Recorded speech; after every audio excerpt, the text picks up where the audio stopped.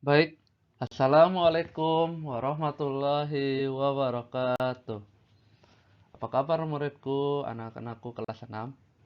Papa harap kalian dalam keadaan sehat dan tetap semangat untuk menuntut ilmu pada pagi hari ini. Takbir, Allahu Akbar.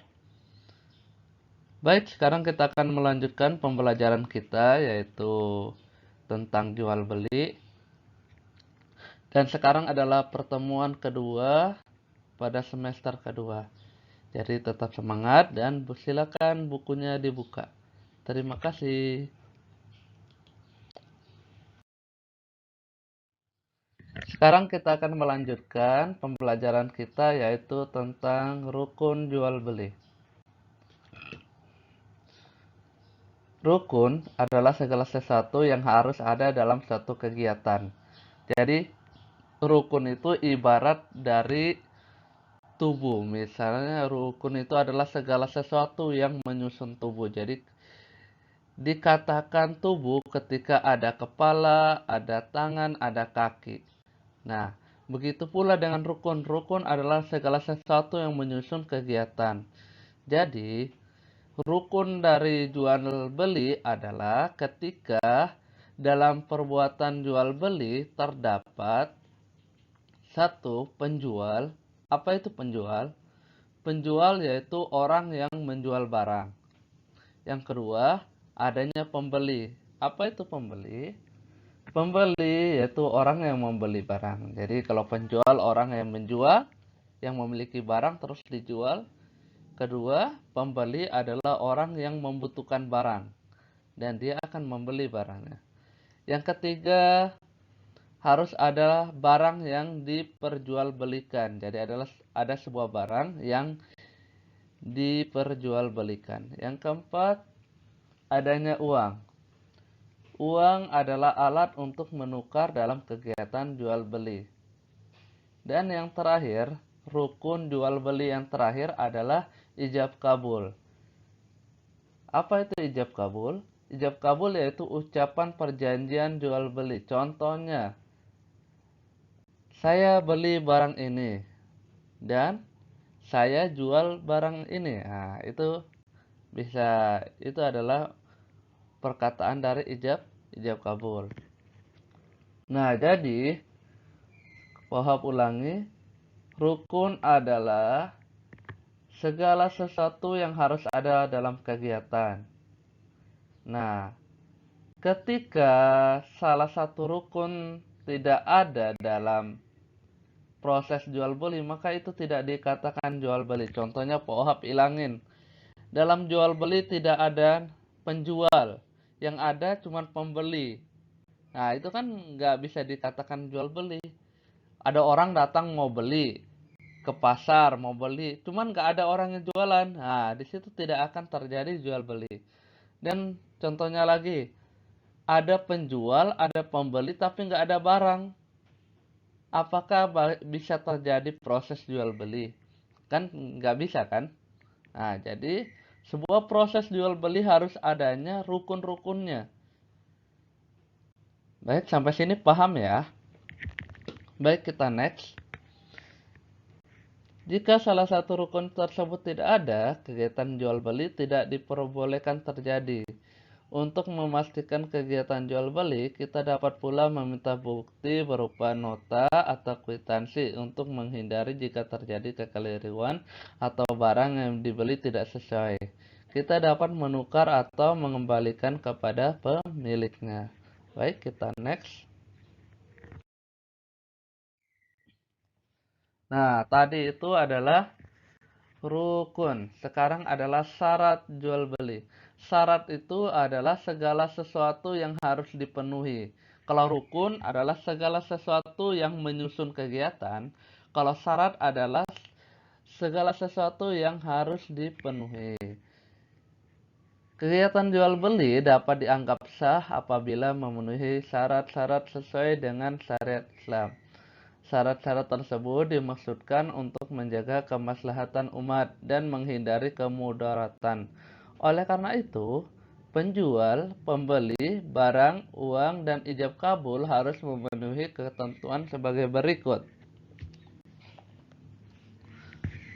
Yang pertama,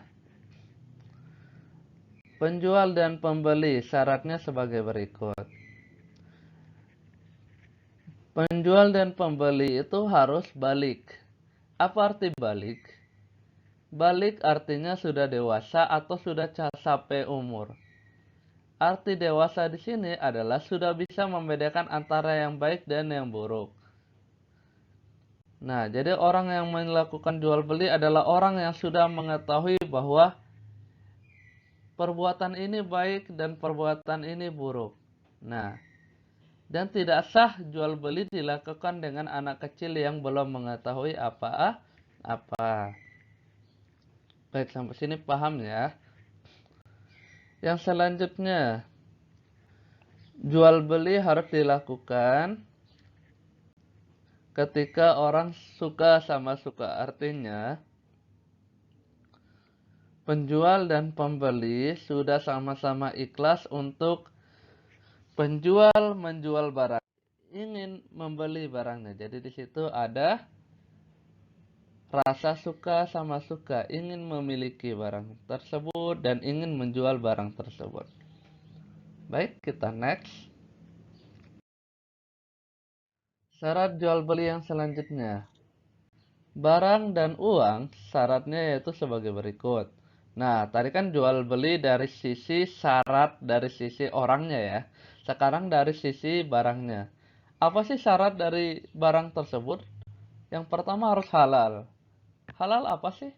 Halal adalah barang yang haram tidak boleh diperjualbelikan. Jadi halal adalah segala sesuatu yang dibolehkan oleh Allah untuk diperjualbelikan. Itu halal. Dari syariat Islam diboleh jual dibelikan, diperjualbelikan.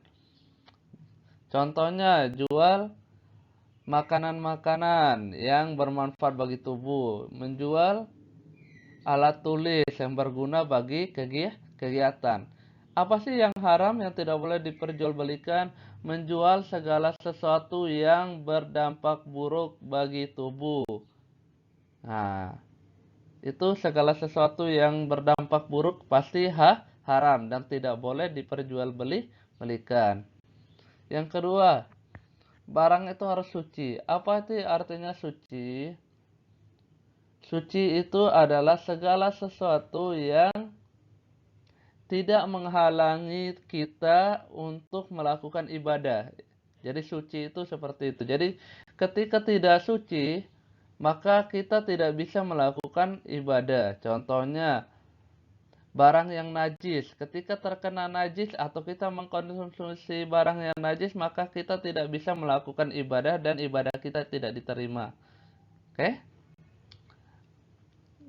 Yang C, bermanfaat. Apa arti bermanfaat? Bermanfaat artinya barang yang diperjualbelikan ada manfaat atau kegunaannya. D, diketahui dengan jelas. Barang yang diperjualbelikan harus diketahui dengan jelas oleh penjual dan pembeli tentang ukuran, takaran, bilangan, dan bentuk sifatnya. E, kepunyaan penjual atau kepunyaan yang diwakili penjual. Jadi, barang yang dibeli itu harus jelas, jadi nggak boleh ada yang ditutup-tutupin. Jadi kalau penjual tidak boleh membohongi. Nah, kita ke ijab kabul. Ijab kabul adalah perkataan penjual dan pembeli yang merupakan pernyataan kesepakatan jual beli. Kalimat yang digunakan hendaknya mudah dimengerti dan tidak terputus. Untuk menghindari kesalahpahaman dalam transaksi, ijab kabul harus dilaksanakan atas dasar suka sama suka. Jadi, ijab kabul adalah perkataan bahwa saya menjual barang ini dan saya membeli barang ini. Nah, itu adalah perkataan ijab kabul. Baik, kita next.